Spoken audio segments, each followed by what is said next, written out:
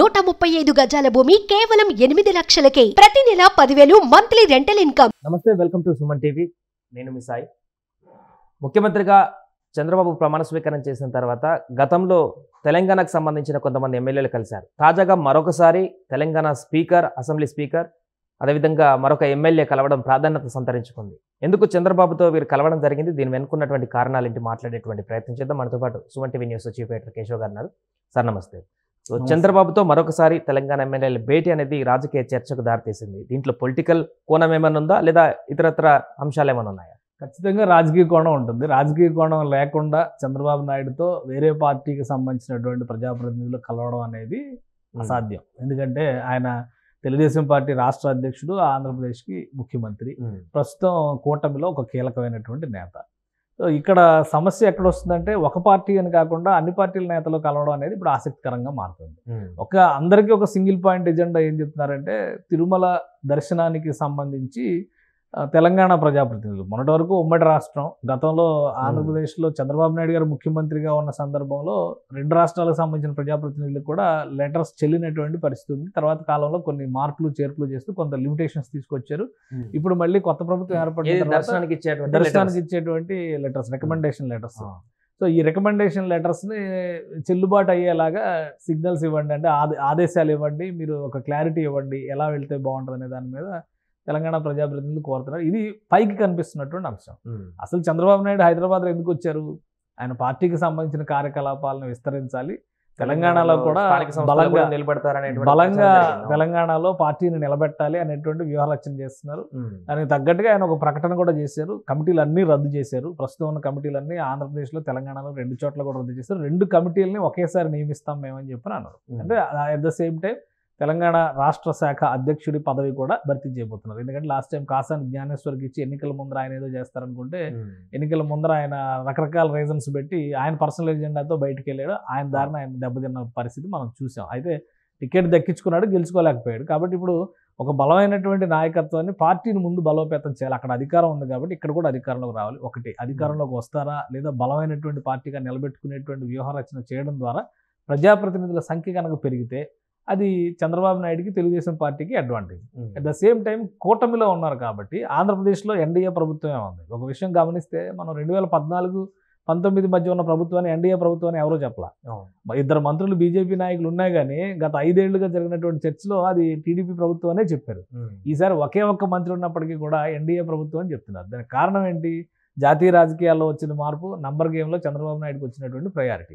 So ఈ 2 అంశాలని మేళవించి చూసినప్పుడు తెలంగాణలో మరొక 17 ఎంపీ సీట్లు ఉన్నాయి, ఒక అసెంబ్లీ అంటే 119 స్థానాలు ఉన్నాయి. ఇక్కడ తన బలాన్ని కనుక చాటుకుంటే 2014 ఎలక్షన్స్ అప్పుడు బీజేపీ, టీడీపీ కలిసి పోటీ చేయడం వలన వీళ్ళిద్దరి సంఖ్య కలిపి దాదాపు 20 సీట్లు అసెంబ్లీలో దక్కించుకున్నటువంటి పరిస్థితి ఉంది. కాబట్టి ఒక ఐక్య ఎజెండాతో ముందుకెళ్తే టీడీపీ బలోపేతం అవడం, కూటమికి కలిసి రావడం, ఈ 2 అంశాలు కూడా ఇందులో కనిపిస్తున్నాయి. ప్రధానంగా బీఆర్ఎస్ పార్టీ వీక్ అవుతున్నటువంటి తరుణంలో బీఆర్ఎస్ బీజేపీలో విలీనమా లేదా పూర్తిగా కనుమరుగు చేయడం, అంటే జీరో చేయడం ద్వారా ఈ ఒక కూటమి రాజకీయాన్ని తెలంగాణలో మరింత వేగంగా ముందుకు తీసుకెళ్ళాలి. ఇప్పటికీ ఎంత కాదన్నా కానీ ఓ 3-4% తెలుగుదేశం పార్టీకి సంబంధించినటువంటి కేడర్ కానీ, అభిమానులు కానీ, తెలుగుదేశం పార్టీ చేసినటువంటి సర్వీసెస్ని కొనియాడే వ్యక్తులు కానీ ఆ పార్టీ వస్తే బాగుంటుందని ఆశించే వాళ్ళు కూడా ఉన్నారు. సో అది ఓన్లీ హార్డ్ కోర్ తెలంగాణ వాదం చెప్పేవాళ్ళు నచ్చకపోయి ఉండొచ్చు, కానీ ప్రతి పార్టీని తెలంగాణ వాదం పేరుతో రిజెక్ట్ చేయడం అనేది సాధ్యం కాదు కదా. ఇప్పుడు జాతీయ పార్టీలు ఎవరి వాదన వాళ్ళు చేస్తున్నారు కదా.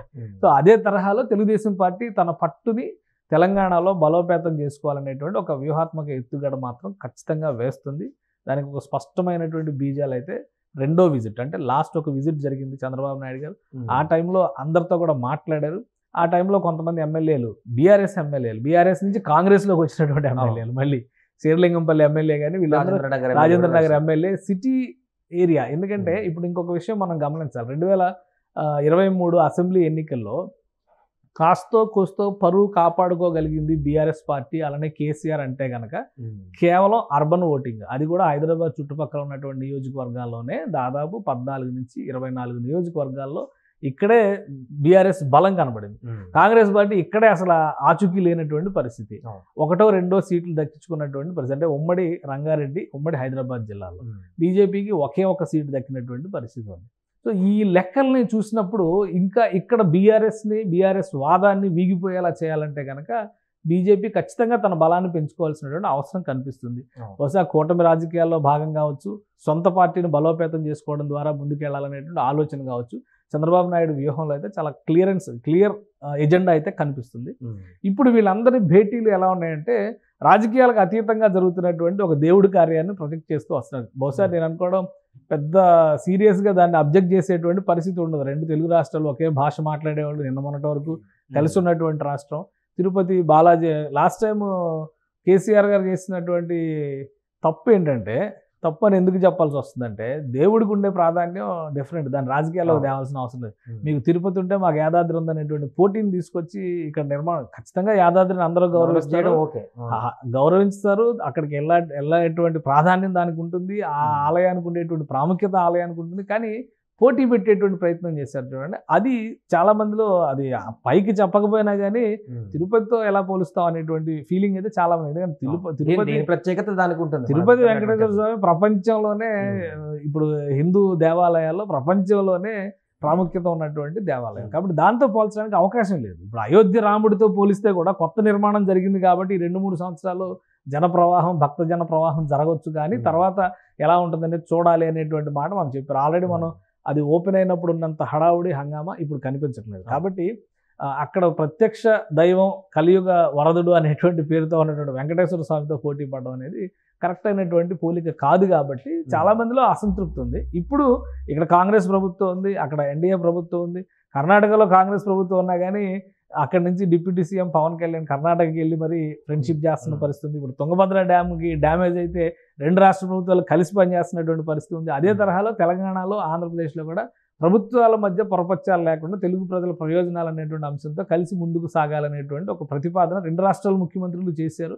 అది మరింత ముందుకు తీసుకెళ్లే విధంగా తిరుపతి వెంకటేశ్వర స్వామి సన్నిధిలో తెలంగాణ ప్రజాప్రతినిధులు ఇచ్చేటువంటి రికమెండేషన్ లెటర్స్ ఖచ్చితంగా యాక్సెప్ట్ చేసేటువంటి అవకాశాలు అయితే ఉన్నాయి.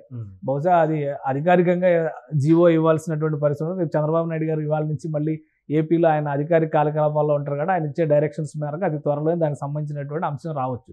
కానీ దానికంటే కూడా రాజకీయపరమైనటువంటి ప్రాధాన్యాలు ఈ భేటీల్లో చాలా ఉన్నాయి. కలిసిన మిగతా ఎమ్మెల్యేలు భేటీ అయితే రాజకీయ ప్రాధాన్యత చెప్పుకోవచ్చు. స్పీకర్ లాంటి వ్యక్తి కూడా భేటీ అయితే దాంట్లో కూడా ఉంటాయా రాజకీయ కారణాలు ఏమైనా? స్పీకర్ అంటే ఆయన ఏ పార్టీ నుంచి ఎలక్ట్ అయ్యారు? కాంగ్రెస్ పార్టీ నుంచి ఎలక్ట్ అయ్యారు. ఇప్పుడు కాంగ్రెస్ ప్రభుత్వంలో ఆయన కూడా ఒక కీలక పాత్రధారి అన్నట్టుగా మనం చూడాల్సి ఉంటుంది. కానీ ఇక్కడ జరిగేటువంటి అంశం ఏంటంటే స్పీకర్ ఇస్తే అసెంబ్లీ రిప్రజెంటేషన్.